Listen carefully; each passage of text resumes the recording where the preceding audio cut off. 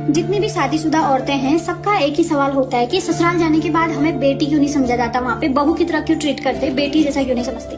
पहली बात, अगर ससुराल में कोई हमें बेटी जैसा समझे ना तो भगवान कसम 4 दिन में लड़कियां ना भाग के अपने मायके चली जाएंगी। अब मैं बताती हूँ बेटी के लिए क्यों। जितनी गाली एक माँ अपनी बेटी को देती है, उल्टा सुल्टा बोलती है, वो गाली नहीं प्यार से बोलती है, लेकिन अगर एक सास अपनी बहू से इतना बोले ना तो कोई किसी की बहू कभी बर्दाश्त नहीं करेगी जितना माँ एक बेटी को बोलती है ना।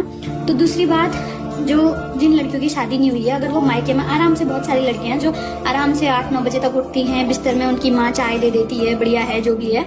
अगर ऐसे हमारी माँ हमारे मायके में हमारी माँ हमारी भाभी को बिस्तर में चाय देगी ना, बिस्तर में चाय देगी, बढ़िया खाना पीना, 8 बजे उठेगी, तो हम जाके सबसे पहले अपनी भाभी से ही कहेंगे हमारी माँ खिलाती पिलाती है, तुझे सारा काम माँ करती है और तू इसे नौकरानी बना रखा है तूने हमारी माँ को।